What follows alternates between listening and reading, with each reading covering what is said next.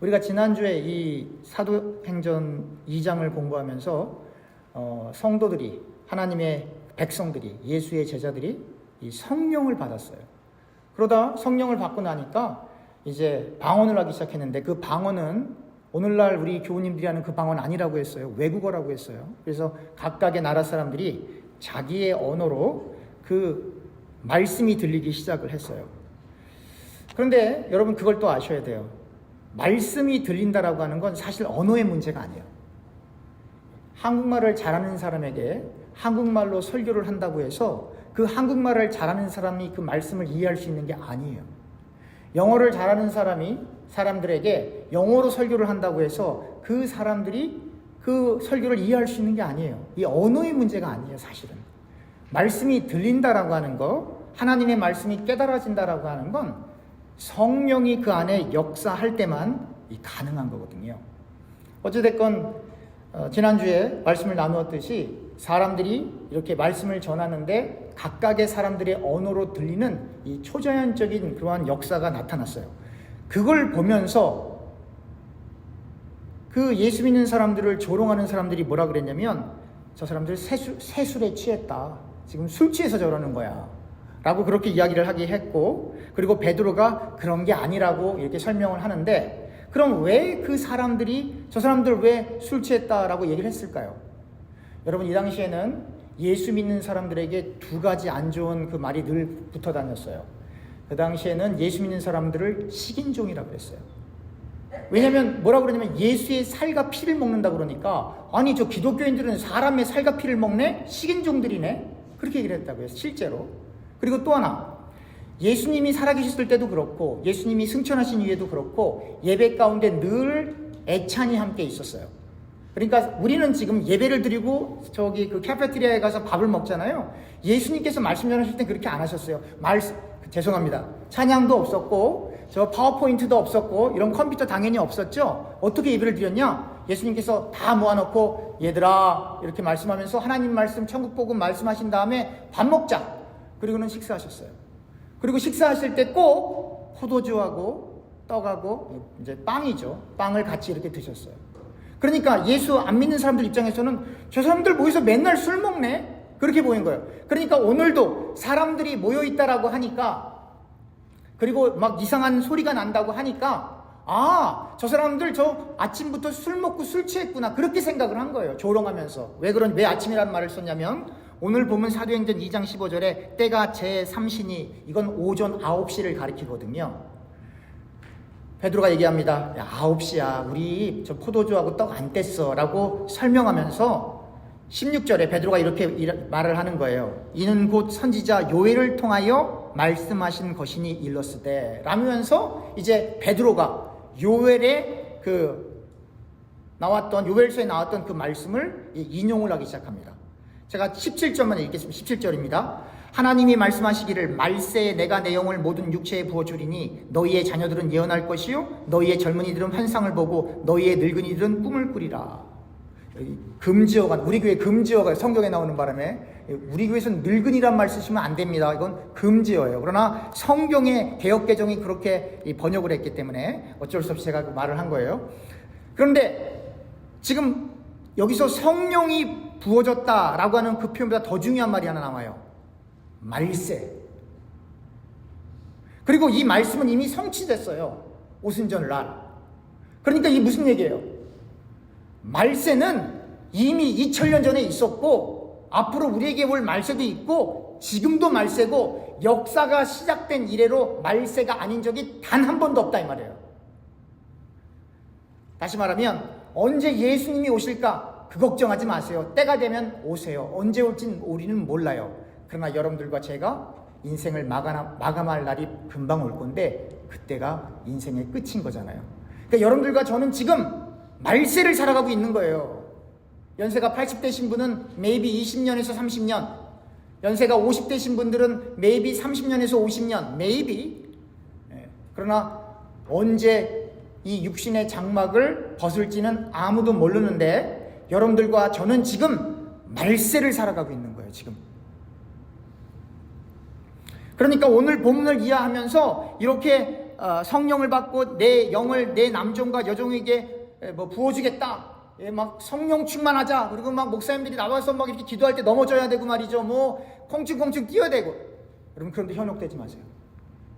왜 넘어져요? 왜 뛰어다녀요? 무슨 뭐 이상한 소리 내면서 울으면서 뭐 이게 뭐 거룩한 웃음이래나 거룩한 울음이래나. 아닙니다, 여러분.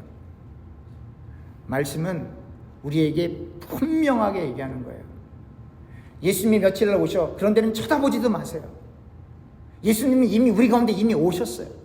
여러분들과 제가 지금 말세를 살아가고 있는 거예요. 오늘날 일어나고 있는 교회의 부작용들 옛날 2000년 전부터 있었고, 그리고 하나님께서 이스라엘 백성들을 불렀었던 그 아브라함 이후부터 그 전에도 그 후에도 쭉 있었던 거예요. 그래서 제가 늘 강조하는 거예요. 사람을 보고 신뢰하지도 말고 기대하지도 말고 의지하지도 말라라고 하는 거예요. 사람은 먼지에 불과하기 때문에. 여러분들과 제가 교회에 나올 때도 사람 때문에 나오면 안 돼요. 제가 늘 강조하는 거예요. 누구 때문에 나와요? 우리는 여기 하나님 때문에 나오는 거예요. 사람 때문에 여기 안 나오는, 여기 사람 때문에 뭐 하나 나와요, 여러분? 하나님 때문에 이 자리에 있는 거예요.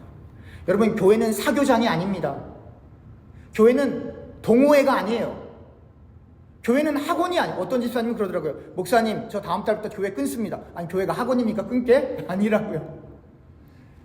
교회는 예수 그리스도가 머리 대신 하나님의 나라의 모형이에요. 하나님 나라의 모형. 우리 교회가 정말로 구원의 방주로 생각하십니까? 여러분, 이 구원의 방주라고 하는 건 뭐예요? 그 방주 안에 들어있는 사람은 살아나요. 그러나 그 구원의 방주 바깥에 있는 사람들은 살아날 방법이 없어요. 근데 교회는 구원의 방주보다도 더 뚜렷하게 예수님이 머리 되신 곳이래요. 예수님이 머리 되신 곳. 그래서 여러분들과 제가 예수를 믿고 세례를 받는다라고 하는 건 결국 뭐예요? 나 혼자 독불 장군으로 내가 그냥 하나님만 바라보면 되지. 그게 아니에요, 여러분. 예수님께서 그의 수제자 베드로에게 마지막으로 맡긴 게 교회예요. 내 양을 치라, 내 양을 먹이라. 교회 얘기하신 거거든요. 근데 그 교회가, 즉 하나님의 나라의 그 모형은 우리가 너무나 잘 아는 것처럼 이제 오랫동안 제가 여러분들에게 설명해 왔기 때문에 이 건물이 아니라 여러분들과 제가 하나님의 교회예요. 이게 지체라 이 말이에요. 그렇기 때문에 손가락이 내 눈 싫다고 여기 나가면 저는 일평생 손가락 사용하지 못하는 거예요. 나갈 수도 없고. 그러나 여러분들은 여러분들의 눈썹을 보면서 늘 만족하십니까? 만족을 못하니까 여기다 다 문신 새기는 거 아니에요? 만족을 못하니까. 그래도 만족 못한다고 이걸 다 뽑아낼 수는 없잖아요. 근데 요즘은 다 깎고 그리더라고요, 또. 결국 그래도 그 자리에 있는 거예요. 다시 말하면 때로는 내 눈썹이 마음에 안 들어도 이 중요한 거거든요. 때로는 저 지체가 마음에 안 들어도 그 지체 없으면 안 되는 거거든요. 때로는 갈등할 때도 있고 때로는 상처 주고 받을 때도 있지만 별로 안 중요해요. 우리한테 그런 거. 어차피 이 땅 지나가는 거니까. 제자와 나그네로 하나님의 나라의 모형인 교회, 여러 가지 연약하고 부족하고 완벽한 교회는 아예 없어요. 그럼에도 불구하고 하나님의 말씀이 있기 때문에 그 말씀에 의해 개혁되고 변화되고 절제하고 사랑하고 위로하고 용서하고 힘이 되어주는 거예요. 그러면서도 서로가 서로를 바라보고 의지하는 게 아니라 그랬어요. 그렇죠? 그러니까 부부도 친구도 가족도 교우들도 서로가 서로를 바라보면 실망해요. 전부 다 그 시선을 서로에게서 전환해서 어딜 바라봐야 된다? 하나님만 바라봐야 되는 거예요. 그래서 한 시선, 그 하나님만 바라볼 때 하나님이 허락하신 은혜와 사랑을 깨닫게 되는 겁니다. 여러분, 예수님께서는 십자가에 못 박히셨죠. 우리가 그 순환사를 이렇게 보게 되면 가룟 유다가 예수님을 팔고, 또 이렇게 로마 병정들이 예수님을 이렇게 십자가에 못 박고, 이런 표현들이 나오지만 오늘 베드로가 이렇게 설교합니다. 23절. 그가 하나님께서 정하신 뜻과 미리 아신 대로 내준 바 되었거늘. 다시 한번 읽습니다. 그가 하나님께서 정하신 뜻과 미리 아신 대로 내준 바 되었거늘. 예수님께서는 하나님의 어린 양으로 이 땅에 죽기 위해 오셨어요. 그래서 하나님의 뜻대로 십자가에 달리신 거거든요. 예수님께서 살아서 공생애를 지내시면서 이런 표현을 하세요. 참새 2마리가 한 아사리온에 팔리지만 하나님 아버지께서 허락하지 않으시면 하나도 땅에 떨어지지 않지. 로마 제국 당시 한 아사리온은 일반 노동자가 일을 해서 벌어들인 돈의 16분의 1 내지는 32분의 1 정도에 해당하는 대단히 적은 액수예요. 그래서 여러분들이 영어 성경으로 보게 되면 NIV나 ESV로 보게 되면 이 아스리온을 영어로 뭘로 번역했냐면 페니로 번역을 했어요. 페니 여러분 아시죠? 얼마나 작은 액수인지. 그런데 그렇게 값싼 생명이라 할지라도 하나님께서는 그 생명을 소중히 여기시고, 그리고 아무리 사소하고 작은 일이라 할지라도 하나님의 뜻이 아니면 이 땅에 일어나는 일이 없다라고 하는 거예요. 그 참새 한 마리도 하나님 뜻 아니면 안 떨어진다 이 말이에요. 이 말은 뭐예요? 여러분들과 제게 당하는 이 고난과 아픔 누가 주신 거예요? 마귀가 준 거예요? 하나님이 주신 거예요? 하나님이 허용하신 거예요. 여러분들과 제게 임한 봉변, 상처, 아픔, 이러한 환난, 고난이 하나님의 주권 너머에서 마귀가 자기들 마음대로 그런 게 아니라 하나님이 허용하시기 때문에 결국 여러분들과 제게 아픔을 주시는 분이 하나님이세요. 어떻게 할 수 있냐? 그 욥기가 써 있는 거예요. 예? 욥기가. 여러분, 부모님들은요, 아무리 세상에서 잘 돼도 자식들이 하루아침에 그렇게 다 죽어버리고, 또 아무리 정신이 건강한 사람도 하는 그 모든 농작물들이 하루아침에 다 그렇게 없어질 때 절망할 수밖에 없는 거거든요. 그 극단적인 절망을 허용하신 분이 누구라고요? 하나님이라고요. 여러분들과 제가 하나님 왜 나한테 이러실 수가 있습니까? 그렇게 하나님 앞에 하소연해도 하나님께서는 침묵하실 거예요. 근데 우리가 알 수 있는 것 딱 하나 있어요. 그만큼 하나님께서는 여러분들과 제가 이 땅에 집착하는 걸 원하지 않으세요. 이 땅에 여러분들과 저의 관심을 두는 걸 원하지 않으세요. 여러분들과 제게 닥쳐오는 그 환난과 어려움 가운데 하나님께서 우리의 시선을 이 땅에서 하나님 나라로 옮기시기 원하시는구나 라고 하는 걸 깨닫게 되는 겁니다. 또 하나 우리가 말씀을 살펴봐야 될 것은 오늘 본문 가운데 회개라고 하는 말이에요. 사실 회개라고 하는 건 무엇입니까? 내가 윤리적으로 도덕적으로 이런 죄를 졌는데 그거 내가 마음에 회개합니다. 그것도 일종의 회개라고 얘기할 수 있지만 성경이 이야기하는 회개는 그런 회개가 아닙니다. 또 어떤 분들은 그래요. 사람이 모든 죄를 다 회개해야 천국 간다. 그 성경적인 그건 비성경적이에요. 왜냐? 여러분 7살 때 지은 죄 기억나세요? 10살 때 지은 죄 기억나세요? 또 예수님께서는 죄라고 하는 개념을 말씀하실 때 행동으로 지은 죄만 이야기하는 것이 아니라 마음으로 지은 죄까지도 말씀하세요. 다시 말하면 여러분들과 제가 부지불식간에 순간적으로 마음에 잘못된 마음을 가진 것도 죄인데 형제를 미워하면 살인했다고 예수님께서 말씀하셨잖아요. 그러니까 그만큼 아주 중대한 죄인데 여러분들 지금도 혹시 미워하시는 분들 계세요? 그리고 만약에 누군가가 모든 죄를 다 회개해야 된다. 근데 문제는 우리가 기억을 못한다 이 말이에요. 기억을 못한다 이 말이에요. 그러면 성경에서 말하는 회개라고 하는 건 뭐예요? 내가 회개합니다라고 하는 동의어가 뭐냐면 나 예수 믿어요. 그게 동의어예요.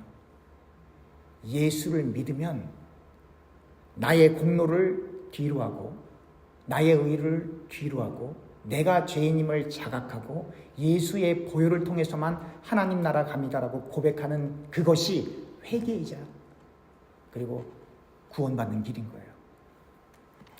여러분들과 제가 생각으로 알고 있는 그러한 죄를 회개한다고 해도 여러분 그 같은 죄 또 질 겁니다.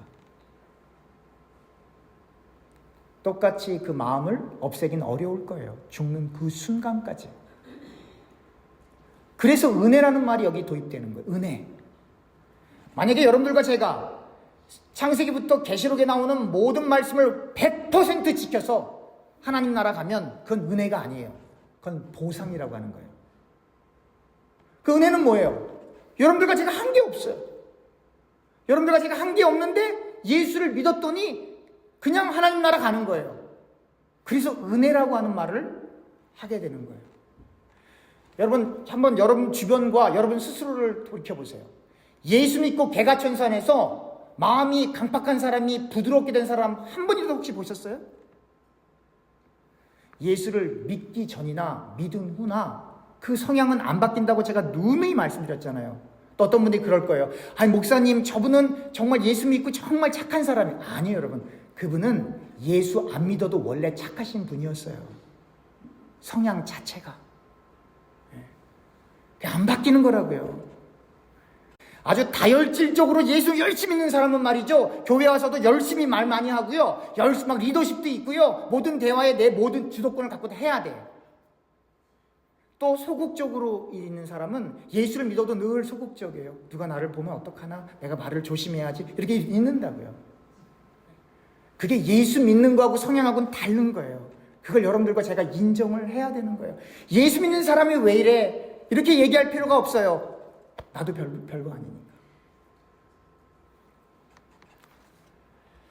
하나님의 나라라고 하는 것은 하나님의 통치가 임하는 것이라고 했어요.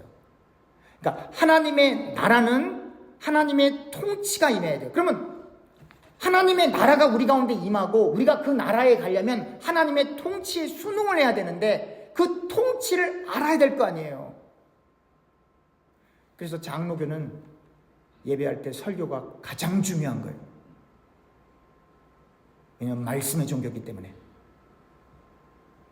이 말씀의 종교라고 하는 거 되게 중요한 말이에요. 사실은 종교란 말은 합당치 않지만 다른 표현을 할 수가 없기 때문에.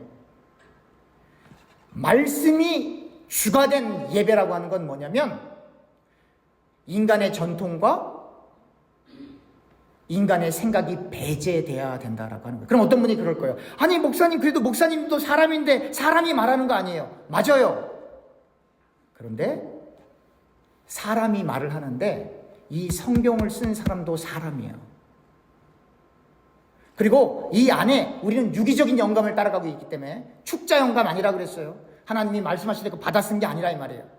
직업이 농부였으면 농부 스타일로 이렇게 글을 쓰고 또 배경 지식이 많으면 바울처럼 박식하게 또 글을 쓰고 하여튼 그들이 갖고 있는 각각의 성향이 그대로 있고 배경이 있는데 그 안에 성령이 역사하여 인스피레이션, 영감해서 하나님께서 그 모든 것들을 다 코치해 가면서 인간의 연약함과 그러나 하나님의 섭리하심으로 여러분들과 제 안에 66권이 이렇게 주어진 거거든요. 설교는 뭐나?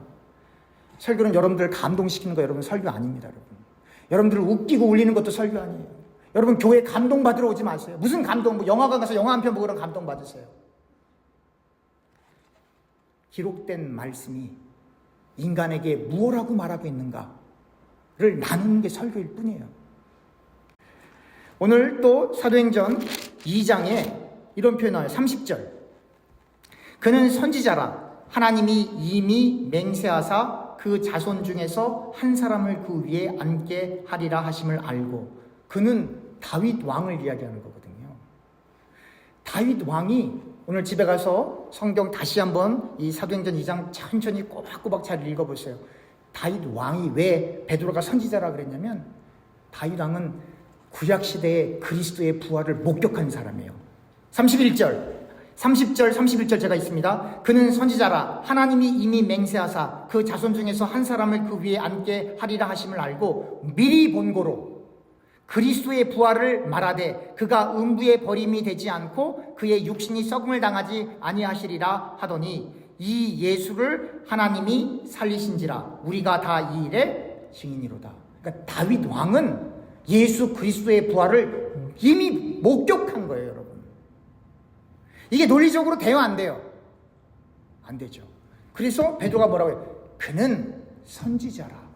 선지자는 뭐 하는 사람인데요? 앞을 내다보는 사람이거든요. 이렇게 베드로가 설교를 하자 사람들이 마음에 찔림이 왔어요. 37절 그들이 이 말을 듣고 마음에 찔려 베드로와 다른 사도들에게 물어 이르되 형제들아 우리가 어찌할꼬 하거늘. 좋은 설교는 여러분들의 마음을 찌르는 겁니다. 그래서 여러분들과 제가 전하는 저도 듣는 교우님들도 어찌할꼬, 예수를 믿는다고 하는데 이렇게 살아도 되나? 이렇게 말해도 되나? 이렇게 행동해도 되나? 이렇게 나의 의를 자랑해도 되나? 이렇게 나를 돋보여도 되나? 이렇게 나의 이름을 강조해도 되나? 어찌할꼬? 예수를 믿는다고 하는데 자기 부인은 못하고 나 자존심 상했다고 하는데 내가 어렵다고 하는데 내가 힘들다고 하는데 우리는 이미 자기를 부인하는 사람이잖아요. 어찌할꼬? 이렇게 고백을 해야 하나님께로 우리의 시선을 돌리게 되고 우리가 감히 하기 어려운 일들도 감당하게 되는 거예요.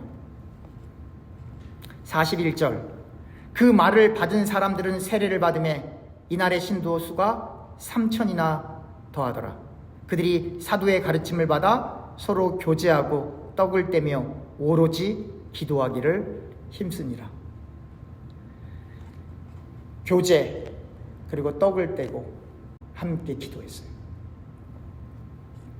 그런데도 이 사도행전 교회는 사람이 죽는 일까지 발생하는 어마어마한 일들이 발생하고 하나님께서 이렇게 성령을 부어주셨음에도 불구하고 한 번에 3,000명씩이나 교인이 되는 이 어마어마한 능력을 체험함에도 불구하고 하나님께서 이 사도행전에 기록된 예루살렘 교회를 완전히 한 번에 완전히 초토화시켜버렸어요. 교회는 교회 안에 있는 사람들끼리 만나서 희희낙낙하고 웃고 마시고 즐거워하고 놀러 가는 데 아닙니다, 여러분. 그럼 하나님이 흩어버리세요. 흩어버리세요, 하나님이. 하나님이 깨트리신다고, 그 교회. 그 교회를 사랑하면. 교회에 와서 우리들끼리 희희낙낙 우리들끼리 놀고 먹는데 교인 수가 점점점 불어나면 그건 축복 아니고 저주예요. 성경에 그런 교회는 없기 때문에. 다시 말하면 여러분들과 저는 교회에 와서 당연히 화목해야 되고 당연히 사랑해야 되고 당연히 하나 돼야 되겠지만 그러나 우리들 안에 즐거움을 위해서 교회가 존재하는 것이 아니라 이 사도행전의 이 핵심되는 성경 구절, 이 사도행전 1장부터 마지막 그리고 바울 서신 요한계시록에 이르기까지 핵심되는 딱 하나의 성경 구절이 무엇이냐?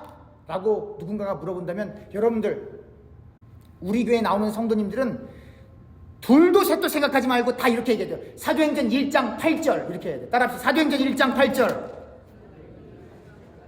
제가 읽겠습니다. 오직 성령이 너희에게 임하시면 너희가 권능을 받고 예루살렘과 온 유대와 사마리아와 땅끝까지 이르러 내 증인이 되리라 하시니라. 이게 교회가 유일하게 존재하는 목적이에요. 요 이유 때문에 하나님이 예루살렘 교회를 흩어버리시는 거예요. 자기들끼리 먹고 마시고 즐거워하니까 내가 너희들의 즐거움을 위해서 교회를 세운 게 아니라 사마리아와 땅끝까지 이르러 복음을 전하라고 내가 너희 교회를 세웠다. 그래서 그 교회를 흩어버리시고 안디옥 교회를 세우시고 안디옥 교회를 통해서 바울, 바나바 같은 많은 사람들이 선교 여행을 가게 하시는 거예요. 교회가 존재하는 이유는 선교하기 위함입니다. 전도하기 위함이에요. 여러분들과 제가 이 세상을 살면서 안락하게 편안하게 또 은퇴하고 난 다음에 실버타운에 들어가고 그래 몇 년도 살 건데요. 네. 그러기 위해서 교회가 존재하는 것이 아니라 여러분들과 제가 나가서 여러분들 제 주변에 있는 이웃들에게 그냥 가볍게 예수 믿으세요 했는데 그 사람이 예수 믿잖아요? 그럼 그 사람 인생이 바뀌는 정도가 아니라 지옥 자식이 천국 자녀 되는 거예요, 여러분. 영원토록 안식을 누리는 거예요. 그래서 제가 늘 세상에서 가장 착한 일은 가난한 사람들에게 도와주는 것도 착한 일이지만 진짜로 착한 일은 예수 안 믿는 사람에게 예수를 소개해 주는 게 가장 착한 일이에요. 그 가장 착한 일을 위해서 교회가 존재하는 거예요. 그래서 이 사도행전은 초대교회가 태동하는 가운데 하나의 모티브, 사도행전 1장 8절. 만약 우리 교회에 성경 구절 달아라, 변하지 않는 성경 구절 달아라, 사도행전 1장 8절. 이 성경 구절 때문에 지금까지 교회가 존재해 온 거예요. 이 성경 구절 때문에 예수의 증인이 되기 위해서 여러분들과 제가 이렇게 예배에 나올 수 있도록 하나님께서 우리를 도와주시는 거예요. 하나님의 거룩한, 하나님의 선교의 사역에, 하나님의 전도의 사역에 우리 교회가 반드시 들어 쓰임받을 것을 믿어 의심치 않습니다. 하나님의 거룩한 은혜와 깨달음이 있기를 주님의 이름으로 축원합니다. 기도하겠습니다.